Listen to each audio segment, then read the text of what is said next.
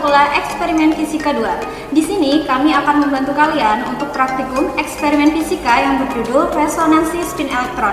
Perkenalkan, nama saya Viro Metasari. Saya Reza Pita Dewi. Di sini saya akan menjelaskan tentang resonansi spin elektron. Resonansi spin elektron itu sendiri merupakan proses penyerapan radiasi berfrekuensi tinggi melalui material paramagnetik dalam medan magnet luar, di mana keadaan spin elektronnya membelah. Adapun tujuan dari percobaan kali ini yaitu yang pertama untuk menentukan besar medan magnet dalam fungsi frekuensi, dan yang kedua untuk menentukan besar faktor G dari bahan DPPH. Selanjutnya saya akan menjelaskan tentang alat dan bahan yang akan digunakan pada praktikum kali ini. Yang pertama ada ESR Pop Unit. ESR Pop Unit ini digunakan untuk menentukan besar nilai frekuensi dan amplitudenya. Selanjutnya ada kumparan. Kumparan ini terdiri dari 3 jenis, yaitu kumparan besar, kumparan sedang, dan kumparan kecil. Di tengah kumparan ini terdapat bahan DPPH. Bahan DPPH itu merupakan bahan yang akan digunakan pada praktikum kali ini. Selanjutnya ada coil. Coil di sini digunakan untuk menentukan medan magnet yang seragam. Selanjutnya ada unit control. Unit control ini digunakan untuk memberikan tegangan pada ESR Pop Unit. Selain itu, unit control ini sendiri digunakan untuk menampilkan besar nilai frekuensi dan nilai amplitudo. Selain itu juga, unit control ini digunakan untuk memberikan keluaran ke osiloskop. Lalu osiloskop di sini untuk menampilkan hasil dari grafik dari percobaan yang dilakukan. Selanjutnya saya akan menjelaskan tentang setup alat. Di sini pada ESR Pop Unit sudah terpasang kumparan berukuran besar dan di tengahnya terpasang bahan DPPH. ESR Pop Unit ini dihubungkan ke unit control untuk memberikan tegangan serta pembacaan pada frekuensinya. Selanjutnya lagi ada kumparan. Kumparan ini diletakkan secara sejajar dan kedua kumparan ini dihubungkan menggunakan kabel berwarna merah. Selanjutnya masing-masing kumparan dihubungkan ke unit control. Pada kumparan ini dihubungkan menggunakan kabel merah dan kumparan satunya menggunakan kabel berwarna biru.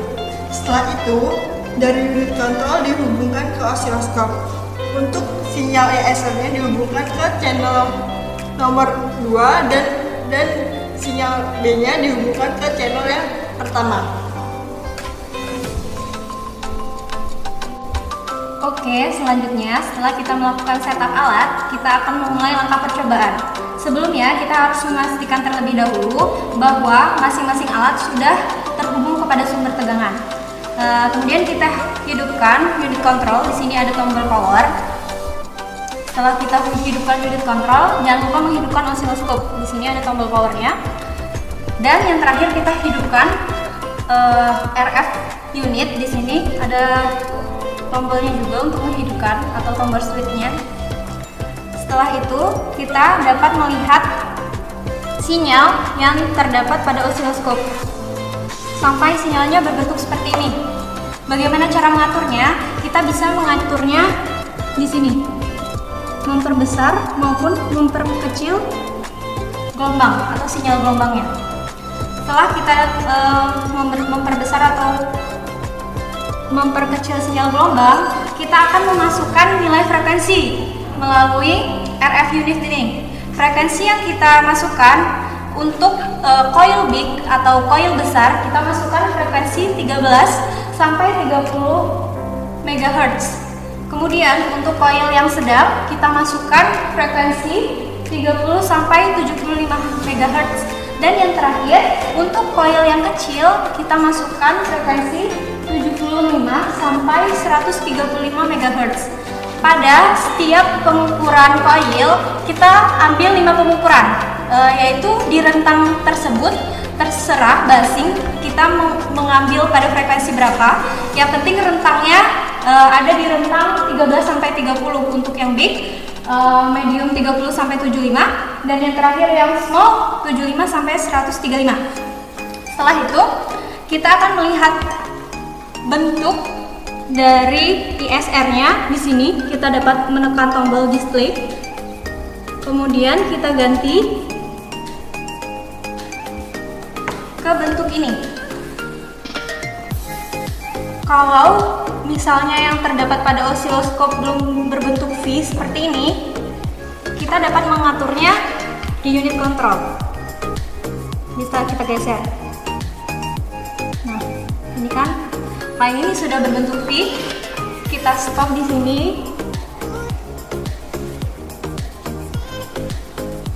Kemudian kita bisa mengambil gambarnya. Setelah kita mengambil gambar, kita juga bisa melihat sinyal yang tadi itu. Jangan lupa di foto yang tadi. Kemudian kita melihat arusnya di sini di unit kontrol. Kita catat arusnya. Setelah melakukan percobaan untuk coil big, kita bisa mengganti coil dengan coil sedang dan coil kecil.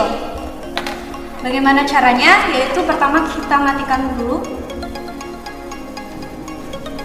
si RF ini, kemudian kita lepas coilnya. Kemudian kita lepas bahan BPPH dengan hati-hati, jangan sampai rusak ya bahan BPPH-nya. Kemudian kita ambil coil,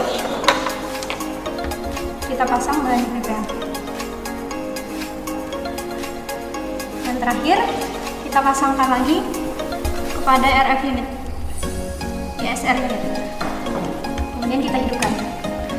Nah, di sini kita ubah lagi tombolnya ke frekuensi, yang dimana nanti pada coil sedang ini kita juga bisa mengubah frekuensinya lewat sini. Kita ubah sesuai yang tadi 30 sampai 75. Misalnya kita ambil 35. Di sini kita ganti lagi displaynya.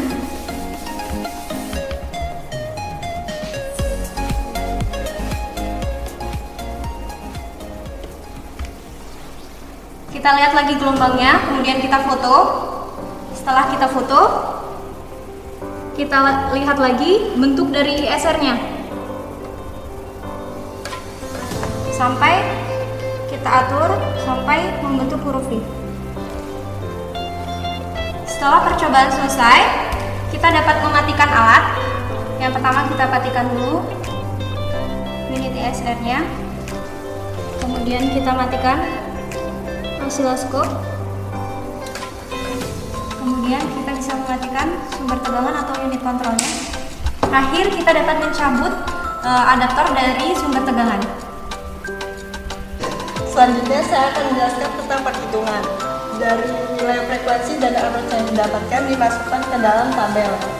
Nah, selanjutnya untuk menentukan nilai Y pada tabel digunakan rumus, yaitu B sama dengan mu 0 dikali 4/5 pangkat 3/2 dikali N per R, di mana mu 0 ini sendiri merupakan ketetapan yang besarnya yaitu 1,256 dikali 10 pangkat 5 Joule per Tesla. Selanjutnya ini sendiri merupakan besar arusnya dikalikan dengan banyaknya kumparan dan dibagi dengan RR itu adalah jarak antara probe dan kumparannya. Untuk selanjutnya yaitu menghitung nilai alfa. Nilai alfa ini didapatkan dari rata-rata frekuensi dibagi dengan rata-rata medan magnet. Nilai alfa di sini ditentukan per masing-masing coil, yaitu coil big, medium, dan small. Selanjutnya menentukan alfa total. Alfa total ini didapat dari mencari nilai rata-rata dari keseluruhan coil big, medium, dan small dibagi dengan nilai medan magnet dari keseluruhan. Yang selanjutnya menentukan nilai Jx. Nilai Jx ini didapat dari Jx sama dengan H per mu B dikali alfa total. H ini merupakan konstanta Planck yang besarnya 6,626 dikali 10 pangkat min 34 Joule sekelom. Lalu dibagi dengan mu B yang besarnya 9,2740 dikali 10 pangkat min 24 Joule per Tesla. Lalu dikalikan dengan alfa total yang didapatkan dari perhitungan sebelumnya.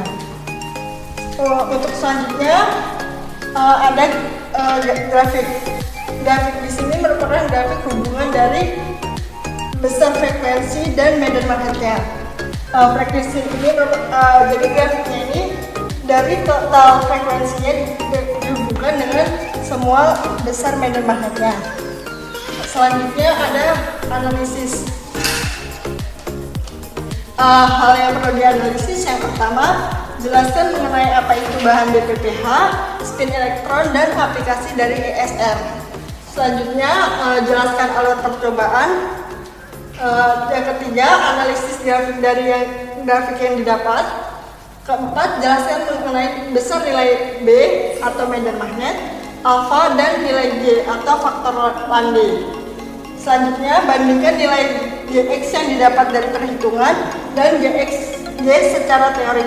G secara teori itu besarnya yaitu 2,002 atau mendekati 2. Selanjutnya, jelaskan pengaruh arus terhadap medan magnet, lalu analisis nilai medan magnet yang didapat, dan yang terakhir, analisis dari gambar yang didapat. Sekian presentasi dari kami. Jangan lupa like, comment, and subscribe YouTube kami. Wassalamualaikum warahmatullahi wabarakatuh.